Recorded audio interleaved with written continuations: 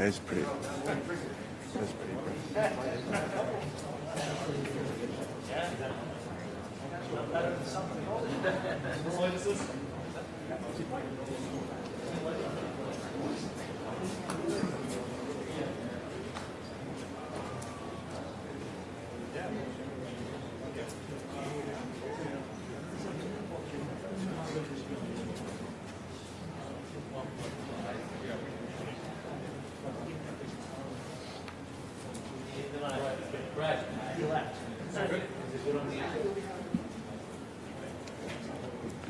It is kind of bright. Can you dim it down just a little bit more?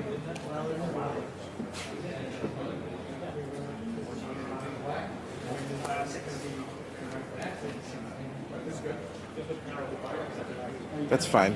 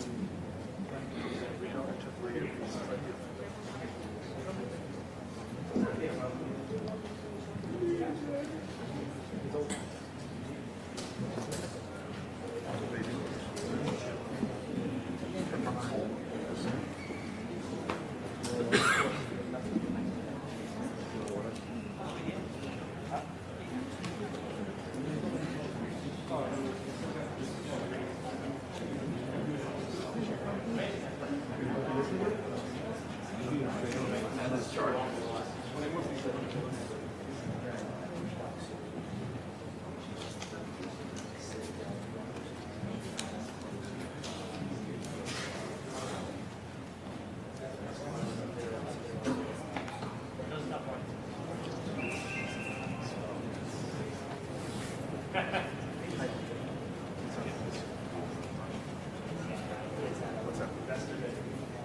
Right.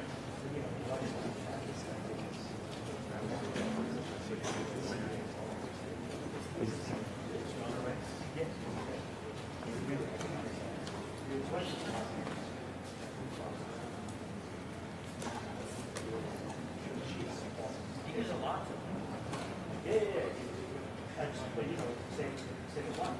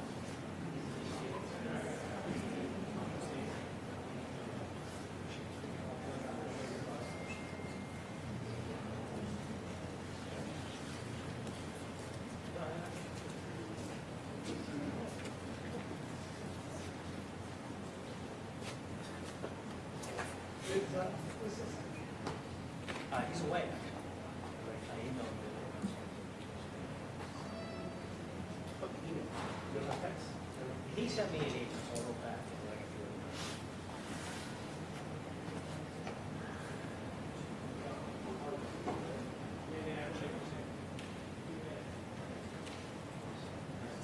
Yeah, he's probably.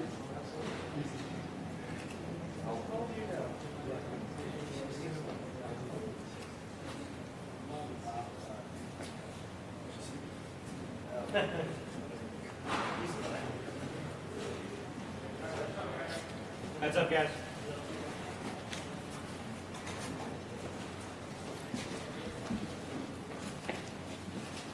What's your shoulder?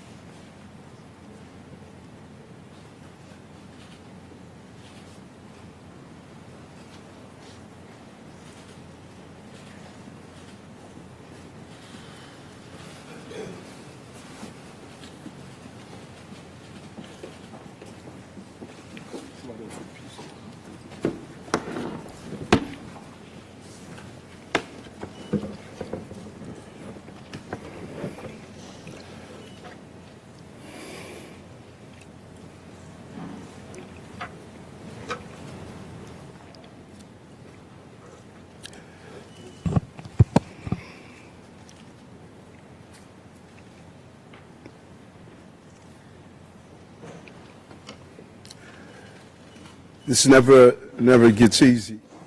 I always go back to the beginning of my role as mayor in Harlem Hospital, where Officer Mora and Rivera were assassinated.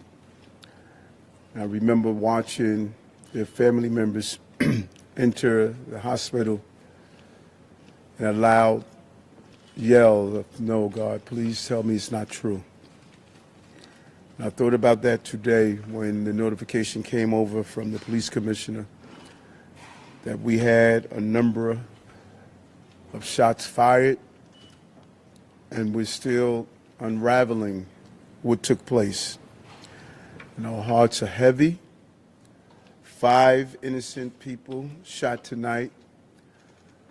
We lost 4 souls to another senseless act of gun violence, including a member of the New York City Police Department, Officer Islam.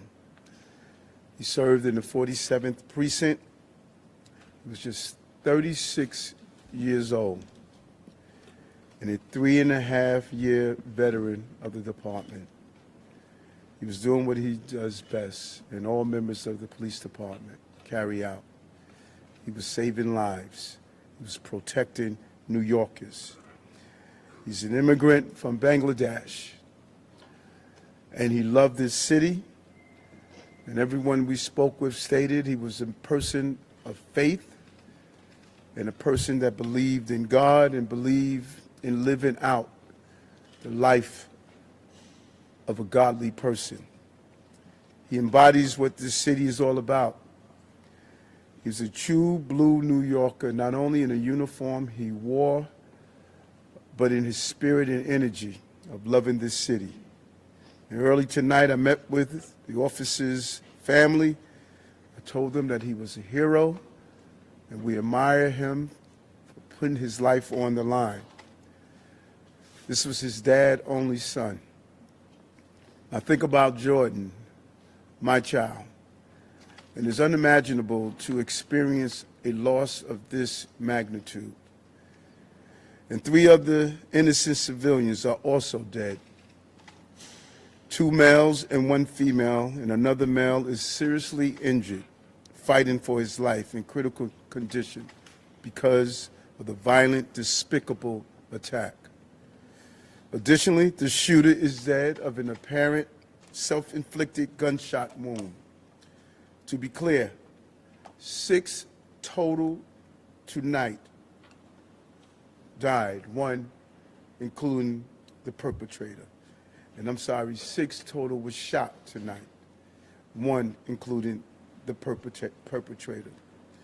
No words can describe this act of evil, a man who takes the life of others who are innocent. And no words can fill the void that has been left by this tragedy. Our hearts break for the families and friends of the victims. We pray for the swift and safe recovery of the injured.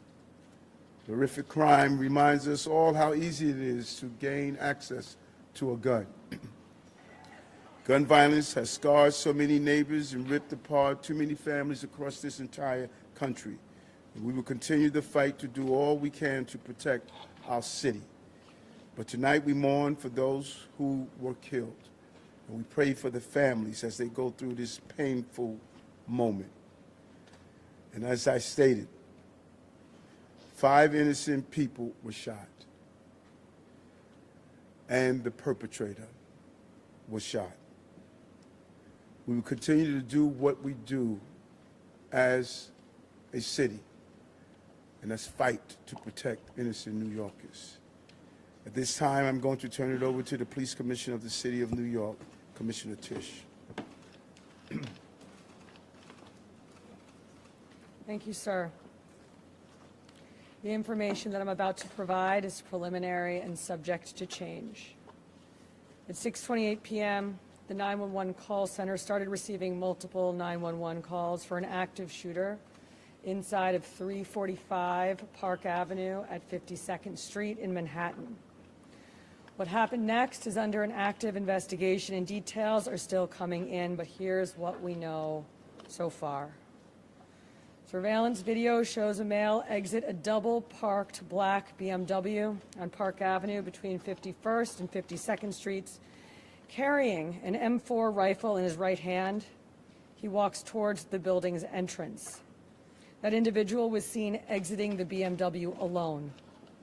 The building's security camera footage shows the shooter enter the lobby, turn right, and immediately open fire on an NYPD officer. He then shoots a woman who took cover behind a pillar and proceeds through the lobby, spraying it with gunfire.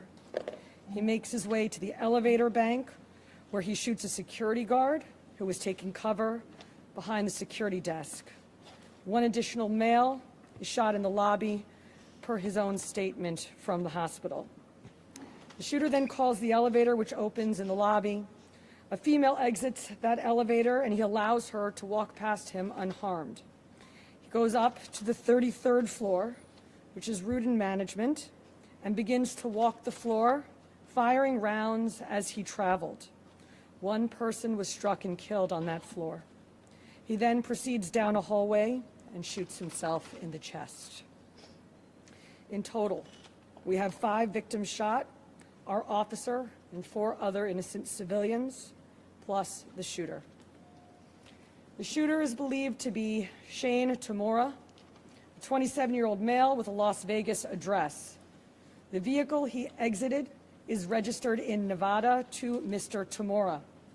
Inside of that vehicle, officers found a rifle case with rounds, a loaded revolver, ammunition, and magazines, a backpack, and medication prescribed to Mr. Tamura. The vehicle was searched by our bomb squad and found to be clear of any explosives. The initial investigation shows that Mr. Tamura's vehicle traveled cross-country through Colorado on July 26th, then Nebraska and Iowa on July 27th, and then in Columbia, New Jersey, as recently as 4:24 p.m. today. The vehicle entered New York City shortly thereafter. According to our law enforcement partners in Las Vegas, Mr. Tamura has a documented mental health history. His motives are still under investigation, and we are working to understand why he targeted this particular location. 345 Park Avenue is a commercial office building whose tenants include the NFL, Root and Management, KPMG, and Blackstone. At this time, 4 of the 5 victims are deceased, including our NYPD cop. Our officer was transported here to New York Presbyterian along with 1 male civilian, the lone shooting survivor, who is in critical but stable condition at this time. 2 other civilians, 1 male and 1 female, both deceased, were brought to Bellevue. The 4th civilian is a female who was found dead on the 33rd floor of the location. Additionally, there are 4 other victims being treated for minor injuries sustained in their attempts to flee the scene. Victims' names are being withheld at this time, pending family notification. Officers from our Special Operations Division are currently conducting a secondary sweep of the entire building. I want to be very clear. We believe this to be a lone shooter, and there is no longer an active threat to the public. But today, 4 innocent victims are dead. Among them is NYPD police officer Didarul Islam, 36 years old, 4 years on the job. Officer Islam was married with 2 young boys, and his wife is pregnant with their 3rd child. He's assigned to the 4-7 precinct in the Bronx. He was doing the job that we asked him to do. He put himself in harm's way. He made the ultimate sacrifice, shot in cold blood, wearing a uniform that stood for the promise that he made to this city. He died as he lived, a hero. I want to extend my profound sympathies to all of the victims and their families, and to the brave NYPD cops who today lost a brother. There are still many questions that we have to answer, and we will answer them.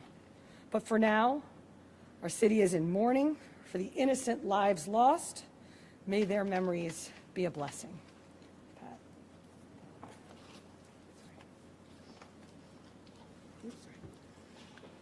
Patrick Hendry, President of the PBA. This is a devastating night for our city, for our police department. Pure evil came to the heart of our city and struck innocent people. And one of our police officers who were protecting those people. We lost 4 people tonight in our hero brother who gave his life for this city. He was a hardworking police officer who was proud, we know, from hearing from his family, to put on that uniform and shield of a New York City police officer every day and went out and did his job. And he went out every single day to provide for his family, whether it was overtime or whatever he had to do to provide for this family. That's what he did on a daily basis. And his family is devastated. A wife losing a husband who provided for that family. A father who's not going to see his son again. And our hearts of every New York City police officer right now is hurting. We're hurting for our brother police officer who we lost. We're hurting for that family. We're hurting for all the victims and hurting for all the families of the victims. And we're all asking, why? Why did pure evil come here? And we know our police department and our law enforcement partners will work tirelessly to get those answers. But now our job as police officers is to be there for this family, to support them in any way that we can, to come together as a city, to be there for these families of the victims. And we will continue to do that, because that's what New York City police officers do. And we're going to continue as police officers to go out and protect this city, because we know that evil can strike at any time. But police officers are willing to risk their lives to protect everyone in this room and protect everyone in this city. So we ask all New Yorkers to pray for our police officers' family, to pray for all the victims and their families. And we need to stand united going forward. We thank you for covering this story. We are also joined by our federal partners from the ATF and the FBI. I want to give an opportunity to our partner in the FBI, a special agent in charge of the New York City Fields Office, Chris Rea. Thank you, Mayor. First off, on behalf of all the men and women of the FBI, I'd like to extend my deepest condolences to the victims of this senseless tragedy. And also personally, I want to extend my condolences to the police commissioner. And just please know, ma'am and Mr. Mayor, that you have the full force of FBI New York and the full force of FBI to get to the bottom of the answers. Upon learning of the incident this evening, FBI agents immediately deployed to the scene to assist our NYPD partners. While this remains an NYPD investigation, the FBI's New York office stands ready to provide any and all resources to assist our partners. Initial checks of our internal systems have not revealed any information about the subject, but when and if more information becomes available, we will share what we can, when we can, with the public. Thank you. Okay, we're going to do some on-topic questions, folks. We'll start with CNN, please. Just a quick question about the police officer. When he was standing in the lobby, did he have a chance to fire his weapon at the shooter, or was he completely empty? And also, when the shooter got to the floor, approximately how many people were on that floor, and what were they doing? All of this information is under active investigation. Videos are being reviewed. And as this investigation continues to unfold, we'll be able to answer those questions. But right now, it's an active investigation. Miles Bloomberg. Commissioner, if you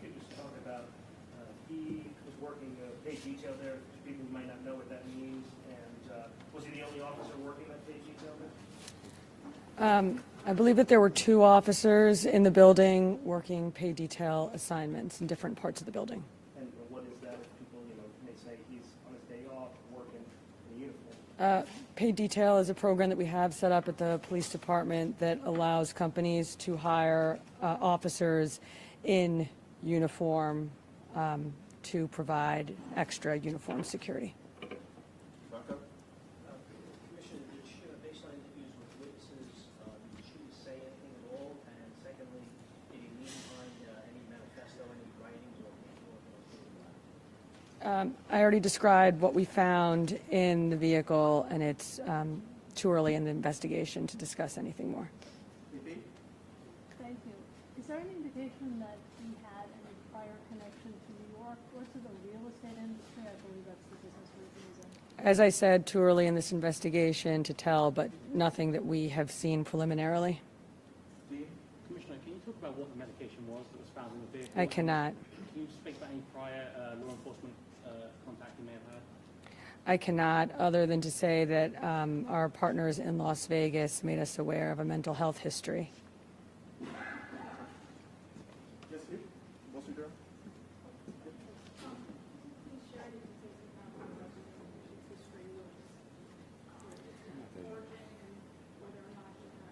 Just what I said already. It was an M4 rifle, and we also found a revolver in the vehicle with ammunition and magazines. He did have a license in the state of Nevada. You have one? Was there any intelligence indicating that his location was at risk beforehand? And are you considering this a targeted attack or an act? At this time, it's too early in the investigation to tell.